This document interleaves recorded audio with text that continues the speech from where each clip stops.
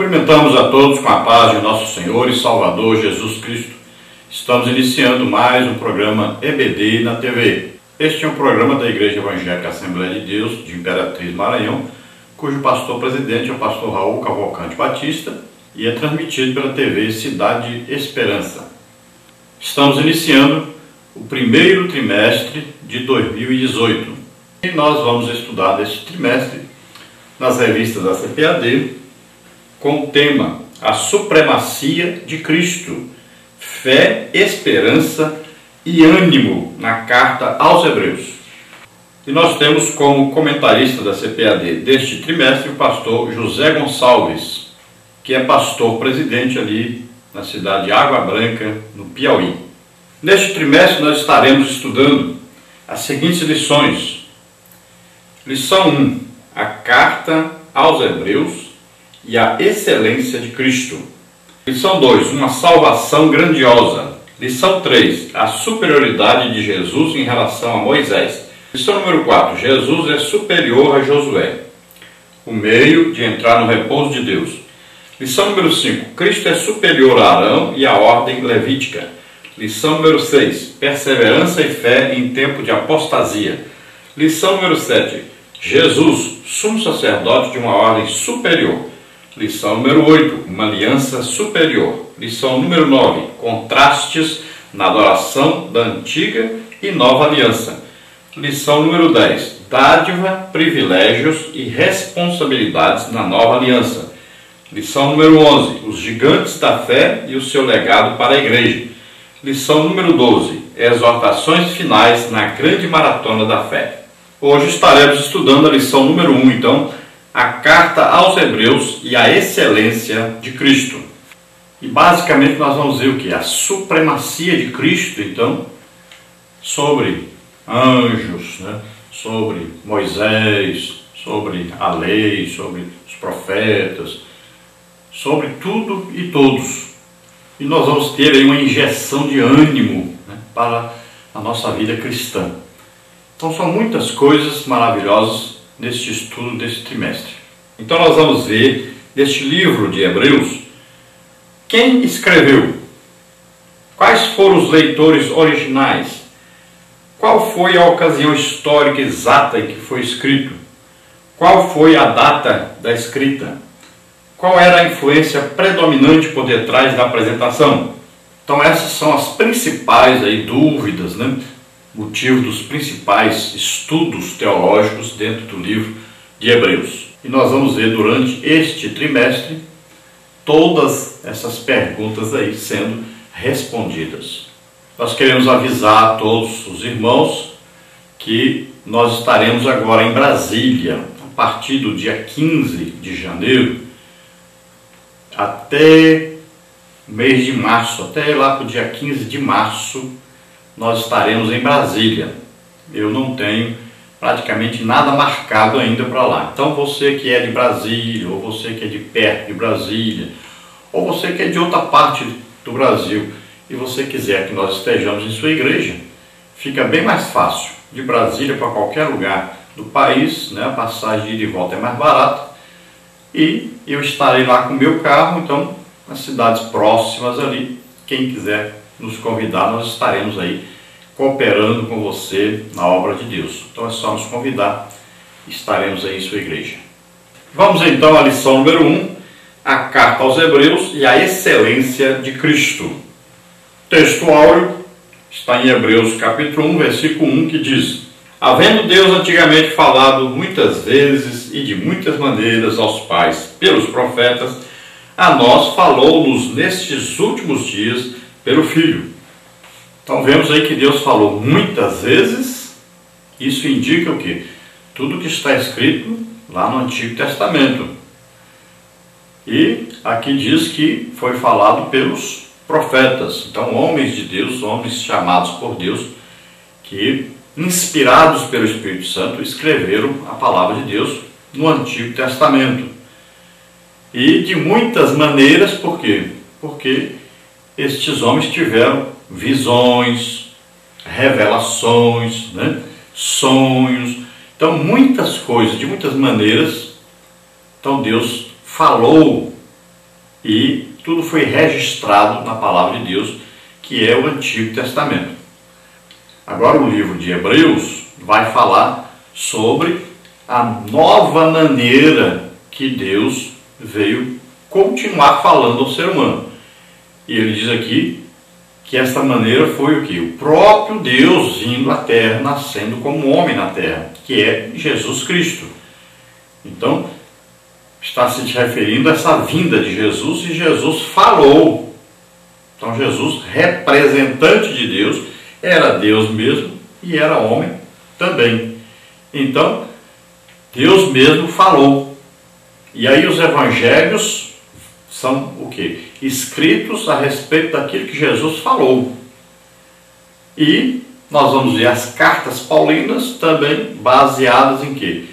Tanto no Antigo Testamento como agora no Novo Testamento, o que Jesus falou. Então, as revelações são dadas agora por Deus, pegando o quê? Pegando o que estava predito no Antigo Testamento e sendo cumprido no Novo Testamento. Então houve aí uma junção para que houvesse o quê? Uma interpretação agora dada pelo Espírito Santo. Então o Espírito Santo vai mostrando, olha, isso aqui estava escrito, isso aqui se cumpriu assim. Isso aqui estava escrito e vai se cumprir assim. Então, baseado no que estava escrito no Antigo Testamento, mas também agora naquilo que Jesus falou. Então Jesus é a autoridade máxima. Tudo que você quiser saber na Bíblia, pergunte primeiro, Jesus falou sobre isso? O que ele falou sobre isso? Pronto. Esta é a revelação total do que precisava ser revelado a respeito desse assunto. Jesus é a autoridade máxima, ele é Deus. A verdade prática diz, por meio de Cristo, Deus revelou-se de uma forma especial e definitiva ao seu povo. Então, quando Jesus vem, ele vem cumprindo o que dele estava escrito e ele vem trazendo o que? A revelação de Deus. Ele disse, olha, por que vocês dizem, mostra-nos o Pai? Vocês não sabem que vocês me vendo estão vendo o Pai? Então, olha só, era Deus mesmo no meio dos homens e tudo que eles precisavam saber sobre Deus era exatamente o que? Saber sobre Jesus. Então, quem conhece Jesus, conhece Deus. Então, a revelação de Deus aos homens é Jesus Cristo. Toda a palavra de Deus, tanto aí a lei como os profetas, tudo é escrito a respeito de Jesus. Então, nós temos que conhecer Jesus. Conheceu Jesus? Conhecemos, então, Deus. E tudo que Deus quer dizer para nós, nós aprendemos através de Jesus, do conhecimento de Jesus. Vamos à leitura bíblica em classe, que está em Hebreus, capítulo 1, do versículo 1 ao versículo 14, que diz assim: havendo Deus antigamente falado muitas vezes e de muitas maneiras aos pais pelos profetas, a nós falou-nos nestes últimos dias pelo Filho, a quem constituiu o herdeiro de tudo, por quem fez também o mundo, o qual, sendo o resplendor da sua glória e a expressa imagem da sua pessoa, e sustentando todas as coisas pela palavra do seu poder, havendo feito por si mesmo a purificação dos nossos pecados, assentou-se à destra da majestade das alturas, feito tanto mais excelente do que os anjos, quanto herdou mais excelente nome do que eles. Porque a qual dos anjos disse jamais, tu és meu filho, hoje te gerei? E outra vez, eu lhe serei por pai, e ele me será por filho? E quando outra vez introduz no mundo o primogênito, diz, e todos os anjos de Deus o adoram. E quanto aos anjos diz, o que de seus anjos faz ventos, e de seus ministros labareda de fogo. Mas do Filho diz, ó Deus, o teu trono subsiste pelos séculos dos séculos, cetro de equidade é o cetro do teu reino. Amaste a justiça e aborreceste a iniquidade. Por isso Deus, o teu Deus, te ungiu com óleo de alegria, mais do que a teus companheiros. E tu, Senhor, no princípio fundaste a terra, e os céus são obra de tuas mãos. Eles perecerão, mas tu permanecerás, e todos eles, como roupa, envelhecerão. E como um manto os enrolarás, e como uma veste se mudarão. mas tu és o mesmo, e os teus anos não acabarão. E a qual dos anjos disse jamais: assenta-te à minha destra, até que ponha os teus inimigos por escabelo de teus pés? Não são, porventura, todos eles espíritos ministradores, enviados para servir a favor daqueles que hão de herdar a salvação? Glória a Deus, aleluia. Então nós vemos aí, nesse primeiro capítulo, grandes revelações da palavra de Deus para nós. Então começa já dizendo da superioridade do Filho de Deus falando. Então ele é maior do que os profetas, ele é maior do que a lei, ele é maior do que Moisés, ele é maior. Então o Filho é o que representa o Pai.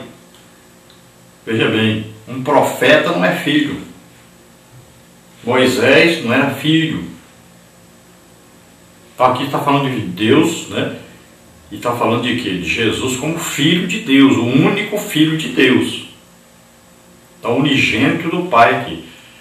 Então, o único Filho de Deus. Então, a mensagem que ele traz é superior a qualquer outra mensagem.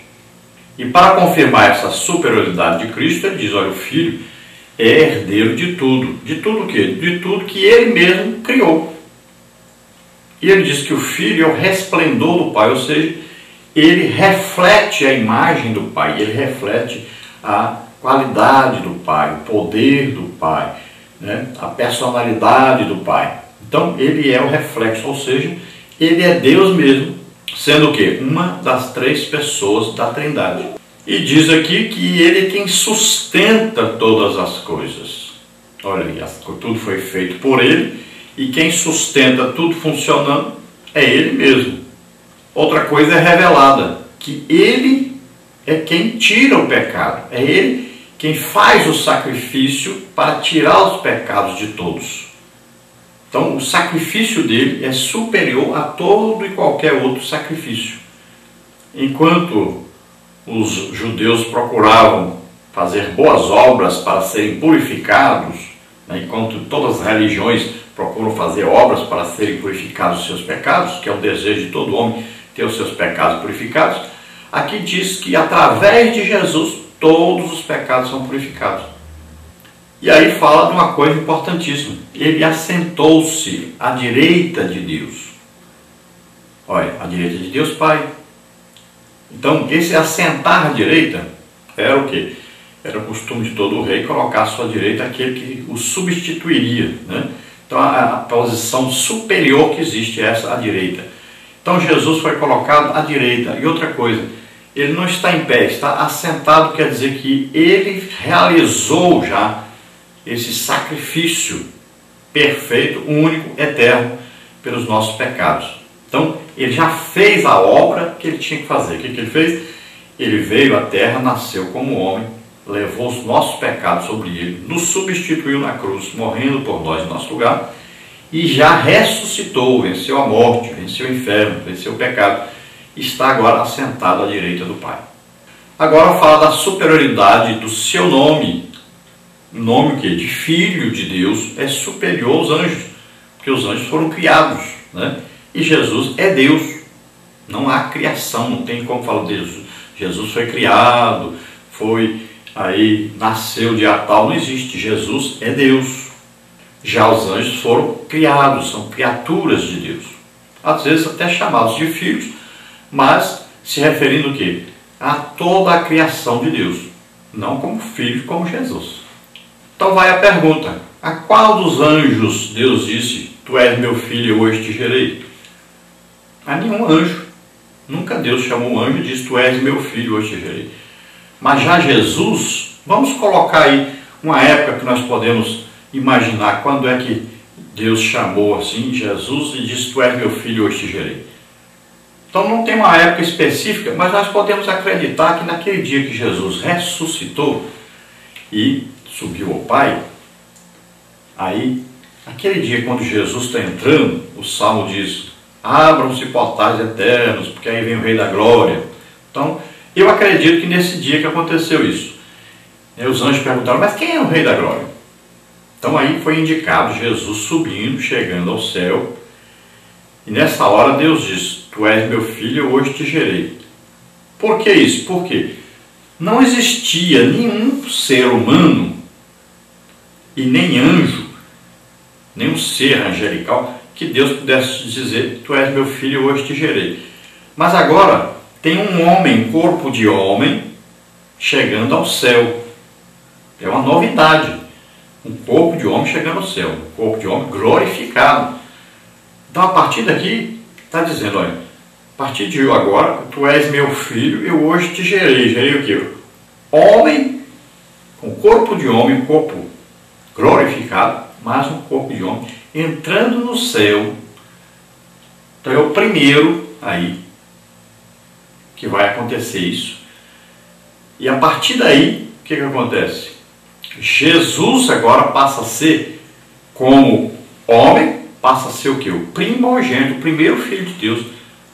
Olha só, por isso está dizendo assim: eu hoje te gerei como que filho de Deus, num corpo de homem, glorificado, mas que vai para o céu. Então Jesus passa a ser esse primeiro filho. Então não está dizendo que Jesus foi criado algum dia, nada disso. Olha, hoje te gerei não quer dizer: ah, hoje você está nascendo, meu filho Jesus. Não, Jesus é Deus, já existia antes, né? Até o mundo todo foi criado por Ele, feito através dEle, né? E subsiste através dEle. Então Ele é Deus sempre e eternamente. Mas agora, como homem, corpo de homem glorificado entrando no céu, é o primeiro. Tanto é que o próximo versículo diz o quê? Quando outra vez introduz no mundo o seu filho. Qual foi a primeira vez? A primeira vez Jesus veio e nasceu como homem aqui. Agora o que acontece? Está dizendo: quando outra vez introduz no mundo o seu filho, ele agora não chama mais de filho unigênito, chama de filho primogênito.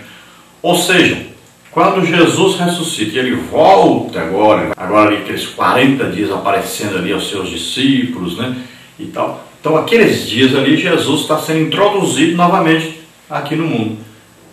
E agora todos aqueles que o aceitarem como Senhor e Salvador passam a ser filhos de Deus também.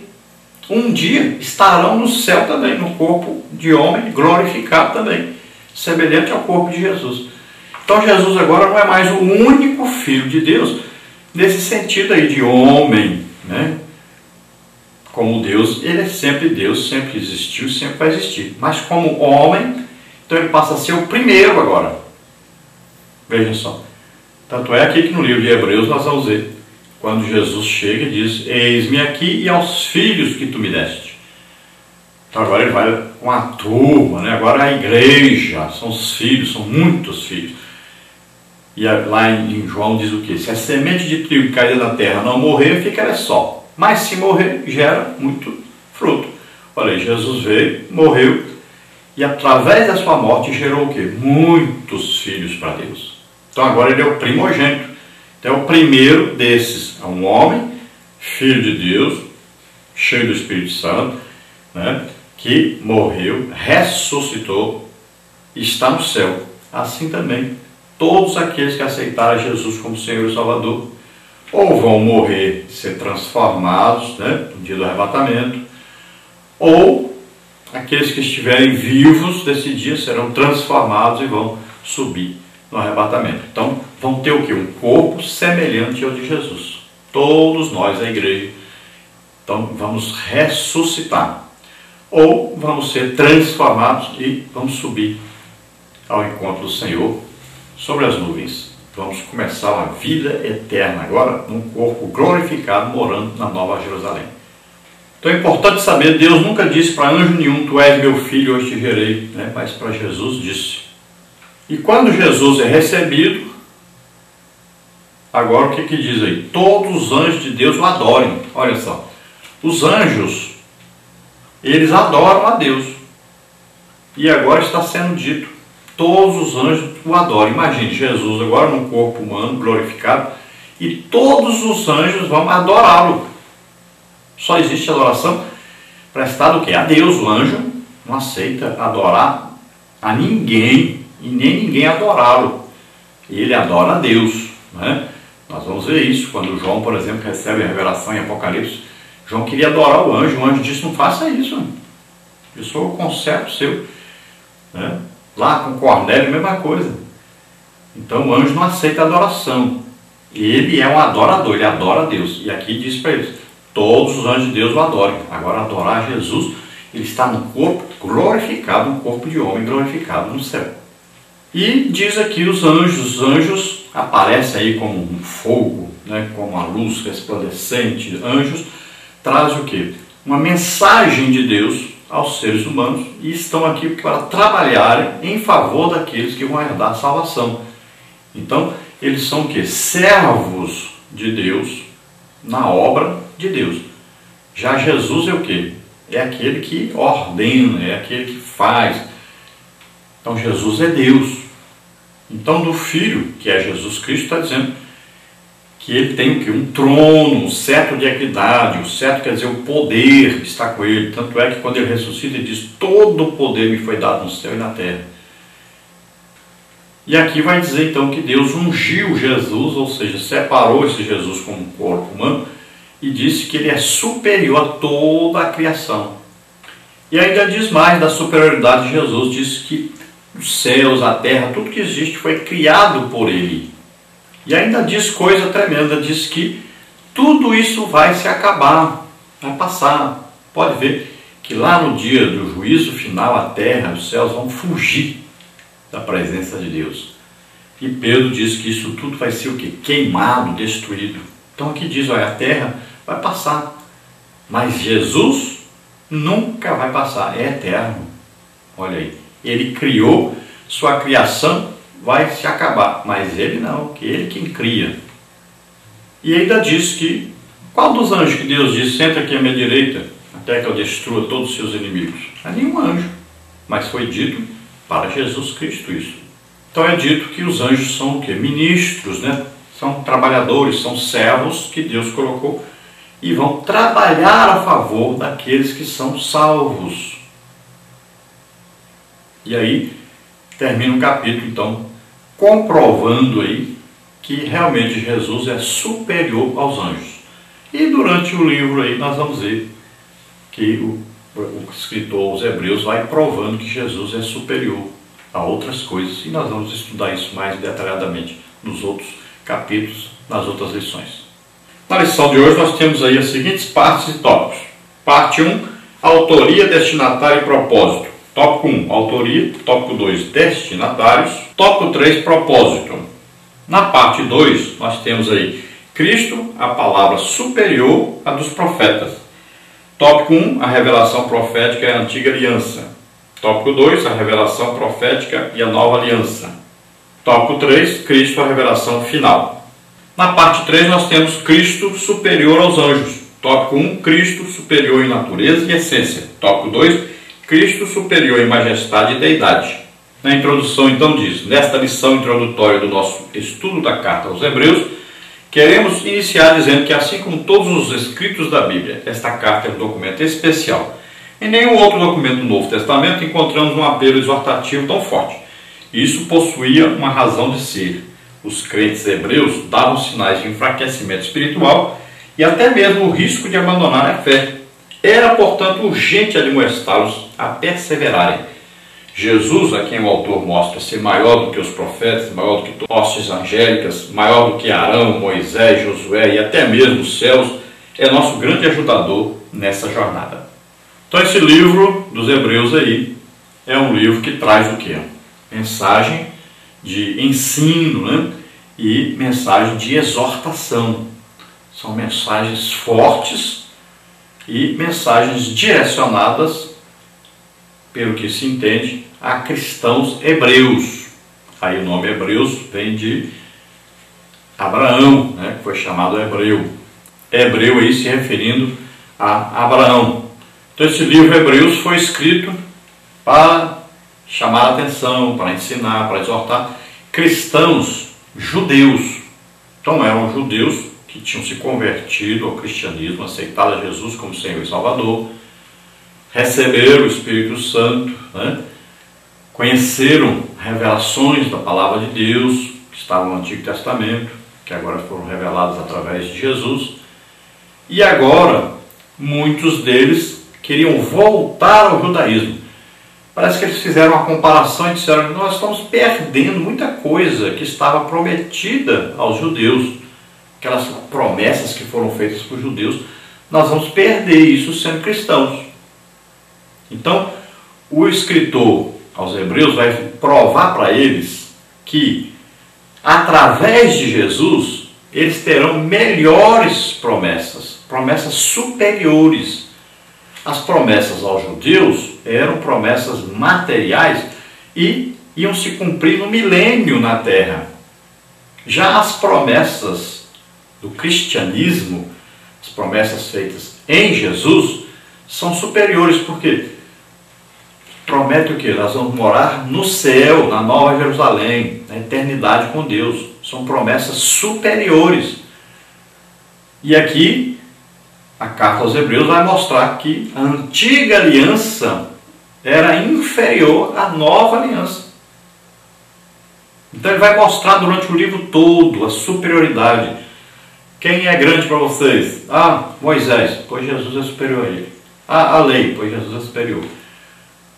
Aqui o Josué, pois Jesus é superior. Ao sumo sacerdote, pois Jesus é superior. Aos anjos, mas Jesus é superior. Então, vai mostrar para eles, olha, esta nova aliança é superior. Você está em Cristo, você vai ter melhores promessas. São promessas eternas, superiores. Então vamos ver na parte 1, autoria, destinatário e propósito. Tópico 1, autoria. Tópico 2, destinatários. Tópico 3, propósito. Tópico 1, então, autoria.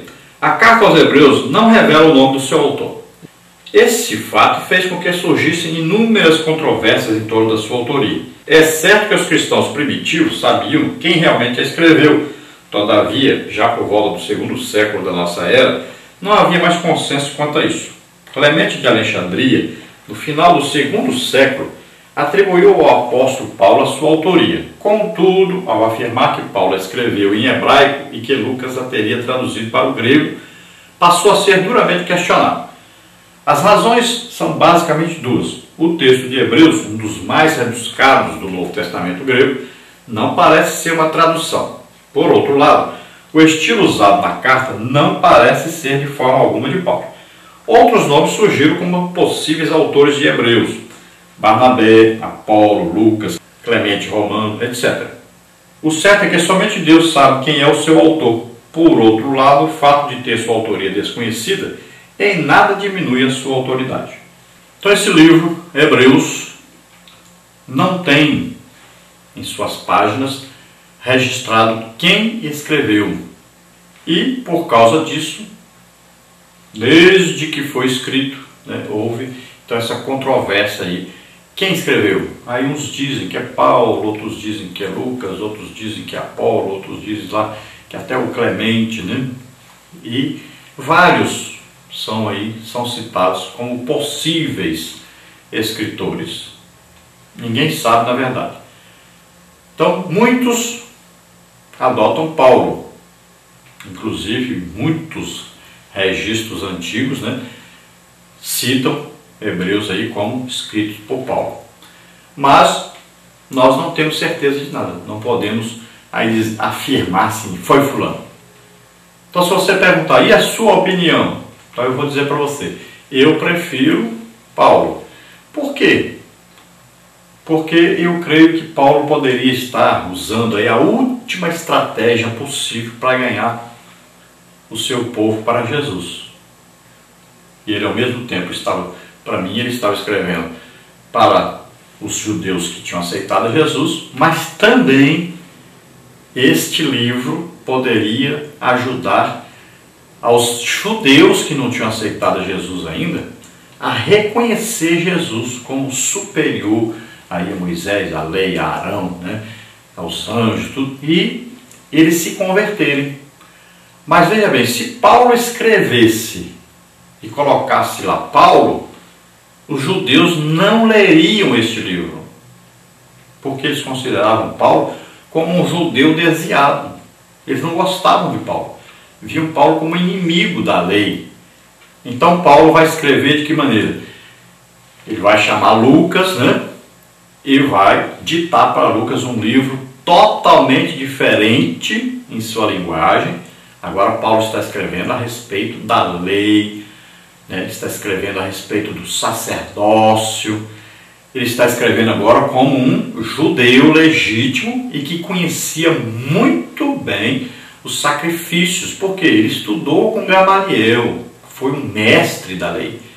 Paulo sabia, e aí é dito que Paulo sabia mais do que todos os outros judeus. Ele mesmo diz que ele era superior em judaísmo aos seus companheiros.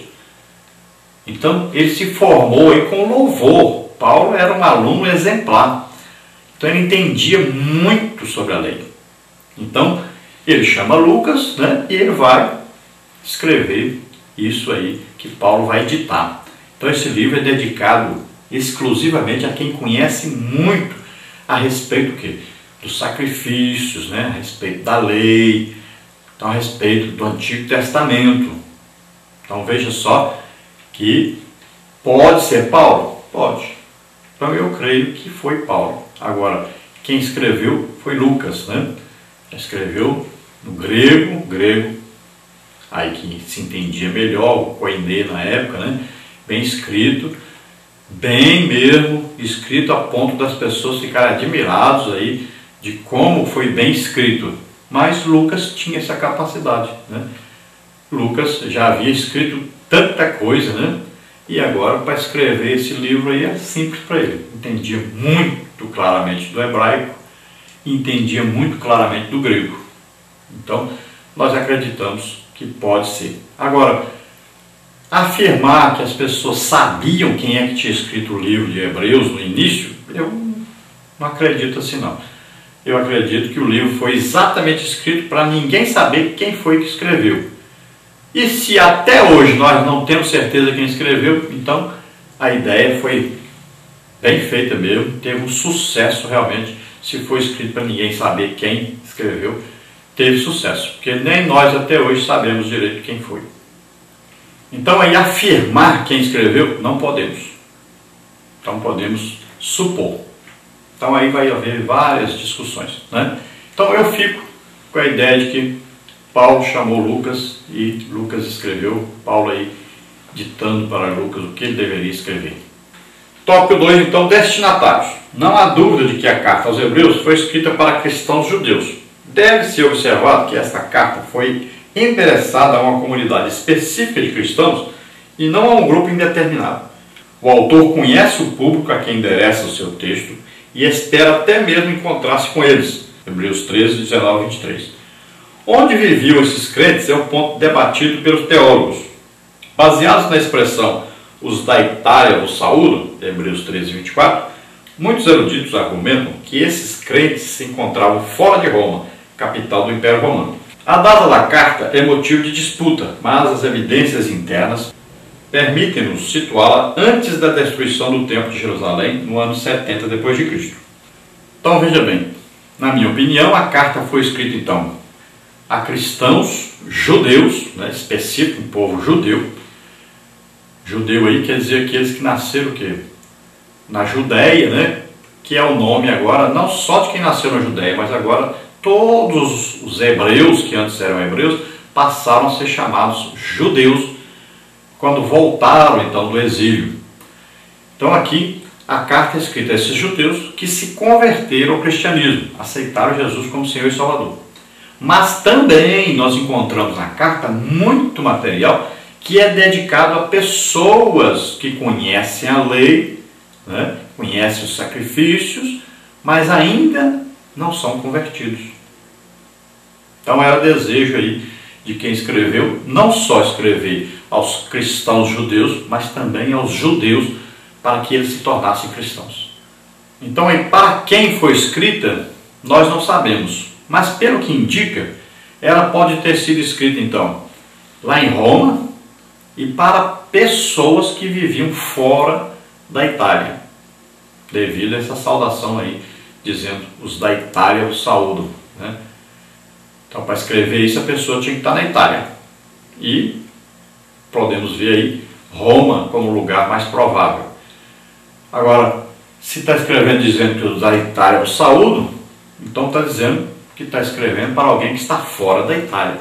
Então nós acreditamos que os diversos cristãos judeus que já existiam, por toda parte, incluindo aí os de Jerusalém, que eram alvo também para que se convertessem aqueles que não eram cristãos ainda. Lembrando que haviam cristãos judeus em toda parte, né? Alexandria, né? Jerusalém, toda a Europa, né? Que antes se chamava Ásia. Então, por toda parte, até lá para o lado da Babilônia tinha. Então, vários cristãos judeus eram então para ler este livro, e eles aprenderiam muito sobre isso e saberiam que essa nova aliança em Jesus Cristo era superior à antiga aliança e que Jesus trazia melhores e superiores promessas. Quanto à data aí, por que não pode ser 70, o ano 70 ou depois de 70? Porque fatalmente o livro aí diria alguma coisa sobre a invasão do general Tito, né, que destruiu Jerusalém, levou preso o povo. Então não poderia ser, tinha que ser antes. Então, se foi aí do ano de 66, 67, pode muito bem ser de autoria de Paulo. Paulo morreu aí entre 67, final de 67 e início de 68, pelo que depreendemos aí dos escritos, dos estudos.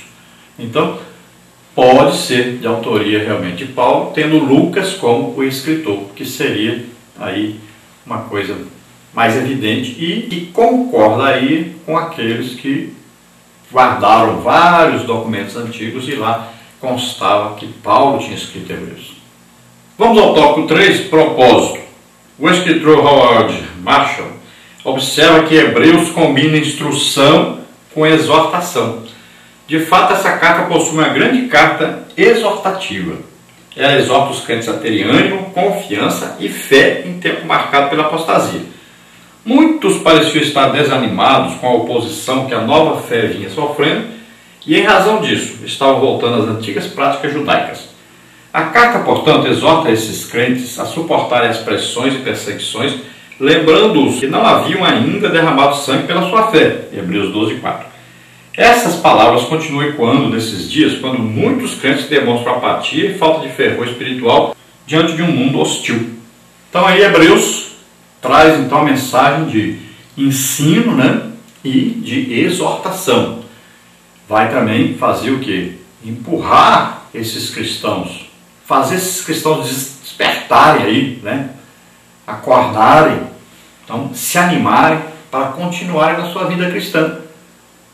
Então eu estava começando aqui pelo que indica o quê? Uma grande perseguição, que já é o quê?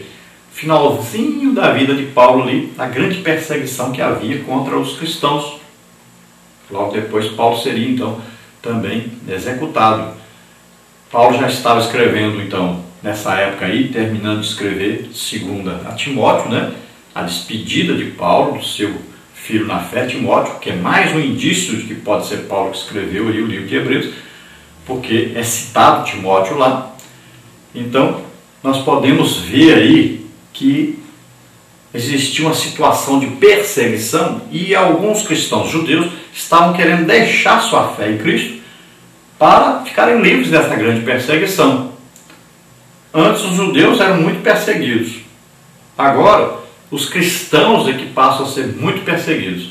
Então eles acharam assim, bom, nós voltamos para o judaísmo e acaba a perseguição. Então Paulo vai exortá-los, vocês nem chegaram ainda a derramar sangue, vocês nem apanharam ainda como eu apanhei, não sofreram como eu sofri por causa do cristianismo, e já estão querendo sair, ou seja, para a nossa linguagem de hoje, estão querendo amarelar, né?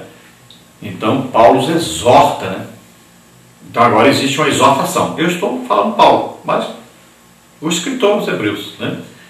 Então traz o quê? Uma exortação, dizendo que eles nem chegaram ainda a derramar sangue, nem sofreram, nem foram mortos ainda por causa do cristianismo, e estão desesperados aí, querendo deixar o cristianismo.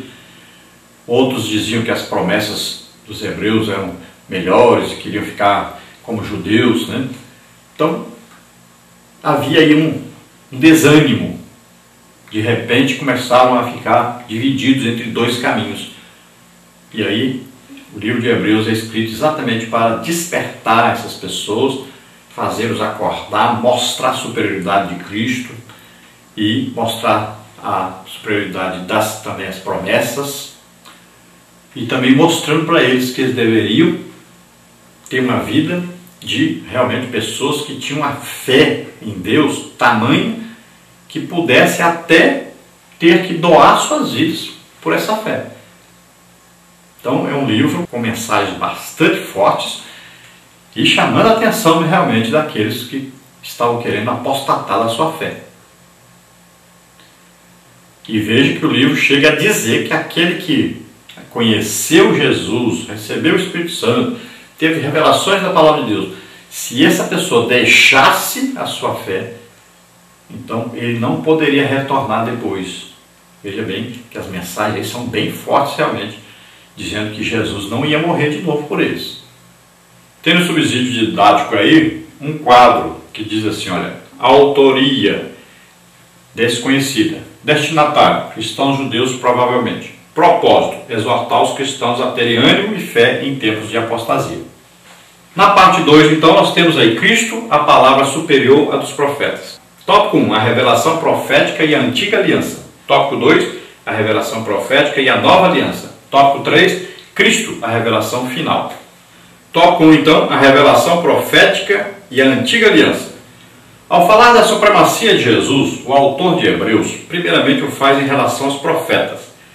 Deus falou no passado pelos profetas e no presente pelo Filho. Hebreus 1:1. A revelação profética no antigo Israel fez com que esse povo se distinguisse dos demais. O autor mostra um Deus que se revela, que se comunica com os seus. Ele fala de uma forma direta ao seu povo, não é um Deus mudo. Os advérbios gregos, polimeros, muitas vezes, politropos, muitas maneiras, que modificam o verbo falar, mostram a intensidade dessa comunicação. Deus em nenhum momento da história deixou o seu povo sem orientação. Ele fala e fala sempre o que é necessário. Então veja só que o autor do livro aos Hebreus aqui já começa dizendo da supremacia ou superioridade de Cristo em relação aos profetas. Olha, ele fala aí, Deus começou falando através dos profetas, agora ele fala através do Filho, ou seja, ele está indicando, olha, o Filho é superior aos profetas. Então ele já começa mostrando a superioridade de Cristo aí, já no início, no princípio, aí no início já do livro. Então veja só que está sendo mostrado que Deus fala com os homens. Bem claro, Deus falou. Então usou o que? No Antigo Testamento usou os profetas, homens de Deus, inspirados pelo Espírito Santo, falando a respeito daquilo que Deus dizia para eles escreverem. Mas também existiam as visões, existiam as visitas dos anjos, então existia muita coisa, então de muitas maneiras. Deus não falou através só do pensamento ali da pessoa receber ali, fala isso, fala sobre isso e tal. Não é só a inspiração assim através da mente, mas também houveram visões, tiveram também sonhos, tiveram também anjos vindo falar. Então, de muitas maneiras, Deus falou. Deus continua falando conosco? Continua falando. Nós vamos ver no Novo Testamento. Paulo viu Jesus, a José, o anjo apareceu a Maria, a José, José sonhou. Olha aí, Filipe teve revelação, foi até transportado de um lugar para outro. Então vamos ver que Deus continua no Novo Testamento falando, mas a mensagem central do Novo Testamento é Jesus mesmo. Então ele veio e o que está escrito sobre ele, o que ele disse durante o tempo que esteve aqui na terra como homem.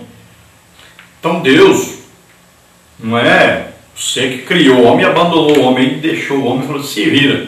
Não, Deus está presente com o homem todo o tempo. Tanto é que o Espírito Santo mora em nós. Tópico 2, a revelação profética e a nova aliança. Aos cristãos da nova aliança, Deus falou por intermédio do seu Filho, Hebreus 1:1. O uso das expressões havendo falado ou depois de ter falado, em Hebreus 1:1 e 2, por parte do autor, mostra que essa ação de Deus foi um fato consumado. Isso tem levado alguns intérpretes a dizer que a partir daquele momento Deus não falaria mais diretamente com ninguém, mas isso é ir além daquilo que o autor tensionava dizer. O uso dessa expressão é mais bem entendida como significando que Deus falou de forma completa nos dias do autor, todavia, sem a conotação temporal de que não falaria mais no futuro. O espírito profético, que é o espírito de Cristo, 1 de Pedro 1:11 e Romanos 8, 9 e 10, continua dando à igreja hoje a percepção do plano e vontade de Deus para o seu povo. João 14, 26, 15, 26, 16, 13.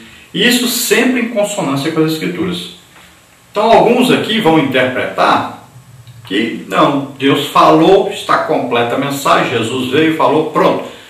Ninguém pode receber mais nenhuma mensagem de Deus. Mas não é assim. Não é assim porque nós podemos provar que não é assim, não é?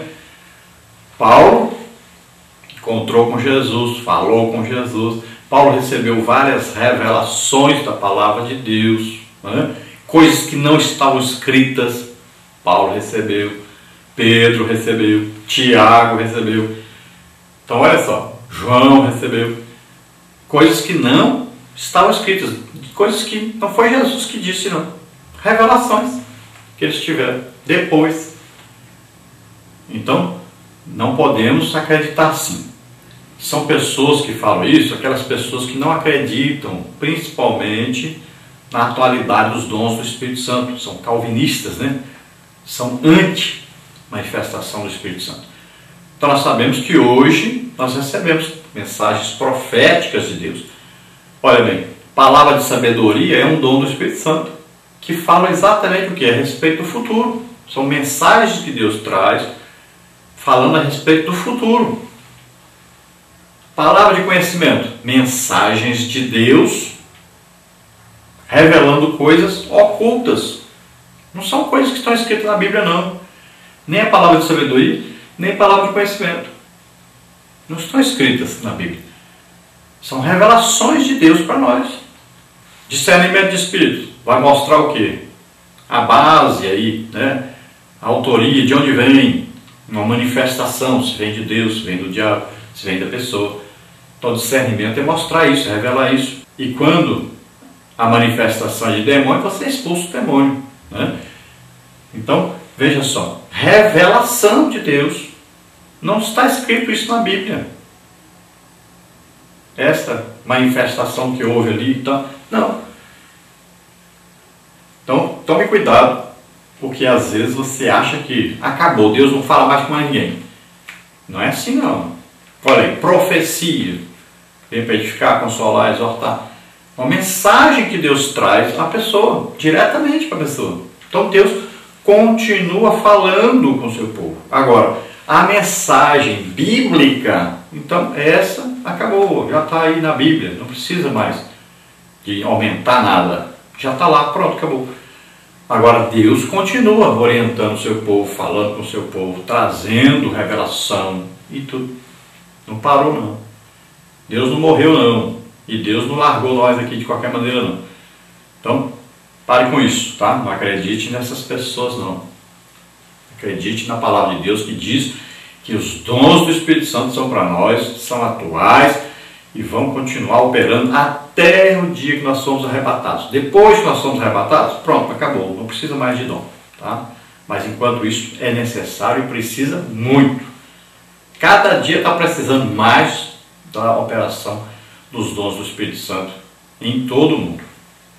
Agora é claro isso, é evidente que se alguém trouxer uma mensagem dizendo que é de Deus, mas essa mensagem é contrária à Bíblia, aí é claro que essa mensagem não é de Deus. Então Deus pode revelar muita coisa que não está escrito na Bíblia. Agora, nunca trazer uma coisa que é contrária à Bíblia, porque a Bíblia é a palavra de Deus. E essa palavra não muda. Tópico 3. Cristo, a revelação final. O objetivo do autor aqui, evidentemente, é mostrar que Cristo é o clímax da revelação profética.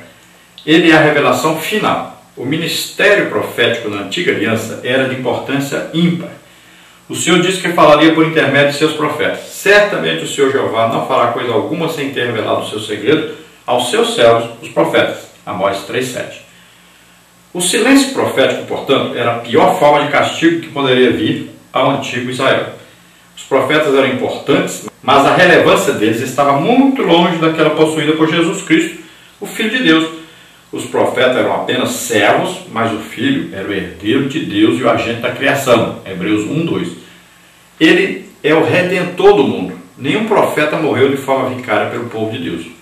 Então o livro de Hebreus coloca Jesus como o clímax, ou seja, ele é o cumprimento daquilo que os profetas profetizaram. Ele é o que?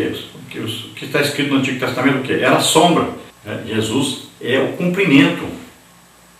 Jesus veio então cumprir o que estava escrito a respeito dele. Quem é maior? Aquele que se cumpre as profecias nele ou aquele que escreve a respeito daquele que haveria de vir? Então está provado aí que Jesus é superior aos profetas, porque ele é Deus, ele é o cumprimento daquilo que os profetas escreveram. Então Deus falava através dos profetas, e quando os profetas não falavam, pronto, não havia mensagem de Deus. Já Jesus é Deus mesmo, e é citado como Filho. Então ele traz a presença de Deus. Não é apenas falar a respeito de Deus. Quando Jesus chega, então ele é Deus mesmo no meio dos homens. Por isso, Emanuel, que significa o quê? Deus conosco. Então Jesus é Deus, estava aqui no mundo. Veja só. Não é mais falar a respeito de Deus, agora é ter Deus junto. Assim como nós, olha, aceitamos a Jesus como Senhor e Salvador, o Espírito Santo vem morar em nós. Veja só. Jesus disse, olha, estará convosco e estará em vós, ao mesmo tempo lá de fora, ao mesmo tempo dentro. Somos templo do Espírito Santo, olha só.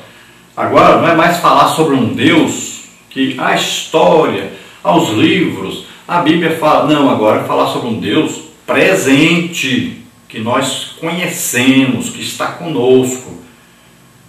O problema de muita gente é esse. Ele fala a respeito de Deus, mas não conhece Deus.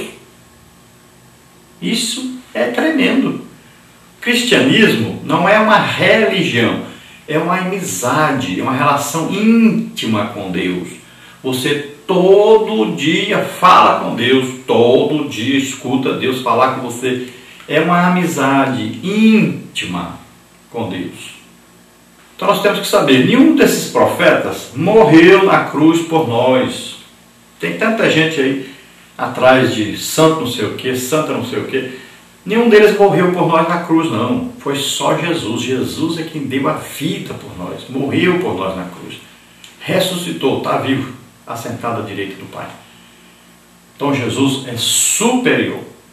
Lembre-se disso. Hoje nós temos aí tantas religiões colocando Jesus em pé de igualdade ou até inferior aos seus líderes. Jesus é superior a tudo e a todos. Ele é Deus. Parte 3, Cristo superior aos anjos. Tópico 1, Cristo superior em natureza e essência. Tópico 2, Cristo superior em majestade e deidade. Tópico 1, então, Cristo superior em natureza e essência. Devemos ter sempre em mente que o autor de Hebreus tenciona mostrar a superioridade de Cristo em relação às demais ordens da criação. O seu foco aqui são os anjos. A cultura judaica via os anjos como seres de uma ordem superior e mediadores da revelação divina, como está em Atos 7:53, Gálatas 3:19 e Hebreus 2:2. Mesmo cercados de força e poder, os anjos eram inferiores ao Filho, como está em Hebreus 1:4. Jesus é o reflexo da glória de Deus e possuidor da mesma essência divina, Hebreus 1:3. O autor usa dois vocábulos gregos que deixam isso bem definido: apalgasma e caráter, que significam, respectivamente, radiância e reflexo, traduzidos aqui como resplendor e caráter, com sentido de expressão exata do seu ser. Embora sendo pessoas diferentes, tanto o Filho como o Pai possuem a mesma essência. Cristo é o Deus revelado. Então, olha só, os anjos eram vistos, então, pelos hebreus como seres maiores que existiam. Então, para eles, não tinha nada superior aos anjos, sem ser Deus, é claro. Então, eles tinham até quase uma adoração a esses anjos. É uma coisa assim que as pessoas têm essa tendência, né? Que acha uma coisa gloriosa, maravilhosa, realmente é. Maravilhosos. São seres angelicais, seres aí radiantes, brilhosos, né? Muitas vezes como fogo. Então, coisa maravilhosa. Mas acontece que eles foram criados por Deus. E eles são o quê? Servos, né? São usados para fazer alguma coisa, trazer alguma mensagem de Deus, sempre coordenados, direcionados, dirigidos por Deus. Já Jesus é filho, ele é Deus, ele é quem comanda. Ele não é comandado, ele é quem envia, não é ele que é enviado mais. Ele já morreu, ressuscitou. Então ele é superior. Ele não foi criado. É Deus, sempre foi Deus, continua sendo Deus, sempre vai continuar sendo. Então quando Jesus disse, olha, como vocês dizem, queremos ver o Pai? Não sabe que quem me vê o Pai? Então ele é o quê? Ele é o resplendor. Ele é aí o caráter. Ele é o quê? O caráter de Deus. Ele é a imagem e semelhança de Deus. E ele é Deus mesmo. Então quem olhar para Jesus, pronto, olhou para Deus. Quem conversou com Jesus, conversou com Deus. Tem gente que acha que parece que as três pessoas têm ciúme umas das outras. Ah, você não pode adorar o Espírito Santo. Mas o Espírito Santo é Deus. Se você estiver adorando a Deus, você está adorando o Espírito Santo também. Coisa interessante isso, né? As pessoas confundem as coisas. Ah, você não pode atribuir a Jesus uma coisa que o Pai que fez. Eles não têm ciúme um do outro, não. Não é como nós, não, viu? Se você adorar Jesus, você está adorando a Deus. Não se preocupe com isso, não. Se você for orar e conversar com o Espírito Santo é Deus. Não se preocupe, não. Eles não vão ficar com ciúme um do outro, não, viu? Então, Deus é Pai, Filho e Espírito Santo, é a Trindade. Mas lá não é ser humano que está lá, não, viu? Então, tome cuidado com isso. Deus é Pai, Filho e Espírito Santo. Então Jesus é superior a qualquer anjo, a qualquer potestade, a qualquer pessoa, a qualquer norma, a qualquer lei. Ele é superior a tudo. Então o que é Jesus? Jesus é Deus revelado. Então é Deus mesmo que estava conosco aqui na terra. Estava na terra como homem. Deus se fez homem. Veja bem, Jesus então é Deus revelado ao homem. E ele veio na aparência de homem. Quando ele aparece lá, né, aos discípulos, quando ele aparece a Paulo, quando ele aparece a João, ele na aparência o quê? Aparência humana. Lá no Antigo Testamento também aparecia Abraão, né, Josué. Então é uma aparência para nós compreendermos, para nós podermos ver como uma pessoa como nós, podemos dialogar com ele, conversar com ele, escutar, falar conosco. Então aparece uma forma como homem. Tópico 2, Cristo superior em majestade e deidade. O autor passa então a mostrar a supremacia de Cristo em relação aos anjos por meio de vários fatos documentados nas Escrituras. Os anjos são criaturas, o Filho é criador. O Filho é gerado, não criado. O escritor C.S. Lewis observa que o que Deus gera é Deus. Assim como o que o homem gera é homem. O que Deus cria não é Deus, da mesma forma que o homem faz não é homem. Daí a razão de os homens não serem filhos de Deus no mesmo sentido que Cristo. Eles podem assemelhar-se a Deus em certos aspectos, mas não pertencem à mesma espécie. O mesmo se pode dizer dos anjos. Eles não possuem a mesma essência divina que o Filho. É por essa razão que o autor destaca que o Filho é chamado de Deus, no versículo 8, e que por isso merece adoração, versículo 6. A ele toda a honra e glória. Então o autor aqui do livro de Hebreus começa então a mostrar aí a superioridade de Cristo em relação aos anjos. Então ele vai falar aqui da criação. Os anjos são criaturas de Deus. Eles não são deuses. Eles não são a imagem e semelhança de Deus. Eles não assentam no trono de Deus. Veja só, eles não ordenam as coisas de Deus. Não é eles que mandam. Então você vai comparando, né? Você vai olhando. E aqui o autor vai comparando isso, vai mostrando. Olha, Os anjos aí foram criados como servos para servir aqueles que vão herdar a salvação. São mensageiros enviados por Deus para trazer mensagem. E aí diz, olha, Jesus é filho, e ele herda o quê? O que ele mesmo criou. Ele está onde? Está sentado à direita do Pai. Nenhum anjo senta lá. Ele é Deus mesmo, nenhum anjo é Deus. Jesus não foi criado para existir. Ele já existia antes de qualquer outra coisa ser criada. É diferente, né? E aí, o escritor vai mostrar isso. E nós vamos ver também no capítulo 2, vai falar um pouco mais sobre isso. Então, Jesus é Deus. Se é Deus, é filho de Deus, é superior aos anjos. E ainda é revelado que é mandado aos anjos que adorem a Jesus. Então, quem adora é menor do que aquele que é adorado. E se é para os anjos adorar alguém, esse alguém só pode ser Deus. Anjo não adora ninguém que não seja Deus. Então está mais do que provado aqui que Jesus é superior aos anjos. A conclusão aí diz, o autor de Hebreus não quis se identificar, mas isso em nada compromete a autoridade desse documento. Desde os primórdios, a igreja valeu-se dos ensinos desta carta para fortalecer a fé dos crentes. Clemente de Alexandria fez amplo uso das exortações encontradas nessa carta e, ao assim fazer, reconhecia o profundo valor espiritual de Hebreus.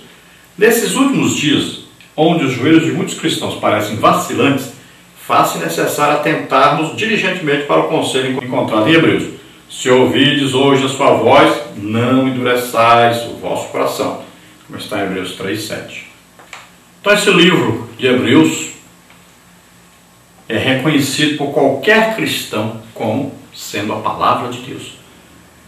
No início do cristianismo, houve alguma controvérsia, né, para ser adotado como palavra de Deus, mas a maioria esmagadora concordou que realmente esse livro tem a inspiração de Deus e é a palavra de Deus, por isso está incluído na Bíblia, palavra de Deus. E qualquer cristão que lê esse livro já sabe logo que é a palavra de Deus, reconhece imediatamente, porque nós temos o Espírito Santo em nós, e o Espírito Santo é quem inspirou o escritor do livro Hebreus. Então nós podemos aí, nesse trimestre, aprender muito estudando esse livro, e você não falte a aula nenhuma. Leia o livro de Hebreus, que é tão pequenininho, só 13 capítulos aí você lê rapidinho. Eu li tudo num dia só, você lê tudo num dia só, rapidinho aí. É muito bom de você ler e de aprender muita coisa importante para a nossa fé cristã. Então, vamos aí estudar nesse trimestre e vamos aprender sobre aí a fé cristã e a necessidade de nós permanecermos firmes, crendo em Jesus Cristo. E nós vamos ver que ele é superior aí a Moisés, Josué, a todos os profetas, aos anjos, né? E além dele morrer por nós, é o único que fez isso, morreu por nós, e ele venceu a morte, venceu o pecado, nunca pecou, ele morreu, ressuscitou, está à direita do Pai, intercedendo por nós. Nós temos em nós o Espírito Santo aqui na terra, intercedendo por nós, temos Jesus no céu, à direita do Pai, intercedendo por nós. Então, você só cai se quiser. Com esses dois intercessores aí, não tem como cair, você sempre recorra a eles. Toda vez que a fé faltar um pouquinho, que você se entristecer, que você tiver dúvida, recorra ao Espírito Santo que mora dentro de você, recorra aí a Jesus que está à direita do Pai intercedendo por nós, e recorra ao Pai que nos ama, é um Pai cheio de amor e de misericórdia, e que não quer de jeito nenhum seus filhos aí adotando outro pai por aí. Então, fique firme com o Senhor e estude esse trimestre aí, a palavra de Deus, você vai aprender muito e vai crescer realmente na fé. Nós vamos orar agora. Se você, ouvindo a palavra de Deus, você teve o desejo aí de aceitar Jesus como Senhor e Salvador, faça agora, vamos orar. Se você, ouvindo aí a explanação da palavra de Deus, você teve o desejo de conhecer mais o Senhor, de ter maior intimidade com Deus, vamos orar juntos. Se você está doente, enfermo, receba agora a sua cura, em nome de Jesus. Vamos orar. Pai querido, em nome de Jesus, queremos te apresentar agora essas vidas que se chegam a ti, arrependidos dos seus pecados. Perdoa, Senhor, os seus pecados. Ajuda-os, Senhor, nessa hora, a serem convencidos do pecado, da justiça, do juízo, que eles encontrem agora a salvação, que encontrem agora o Salvador Jesus Cristo. Alegre-se, pois na cruz Jesus Cristo deu a vida por você. Em nome de Jesus, receba agora poder de Deus, unção de Deus, para que você faça uma grande obra para Deus. Em nome de Jesus. Pai, agora, em nome de Jesus, eu ministro sobre essas vidas que estão enfermos, doentes, a tua cura agora. Ó Jesus, vem sobre eles agora, com teu poder maravilhoso. Ó Espírito Santo, toca neles agora, em nome de Jesus. Solta essas vidas, toda doença, toda enfermidade. Receba agora a tua cura, receba o milagre, em nome de Jesus. Glória a Deus, aleluia, amém. Olha, então não se esqueça, eu estou em Brasília agora, a partir do dia 15 para frente, até o dia 15 de março. Então, você nos convide, a passagem vai ficar bem mais barata para qualquer lugar do Brasil. E se você quiser em Brasília também nos convidar, Goiânia, aí, Anápolis, né? Estamos aí pertinho. Estou com o meu carro, eu vou no meu carro. Então, nos convide, nós estaremos aí com vocês. A paz do Senhor a todos, um feliz ano novo para todos. Deus abençoe.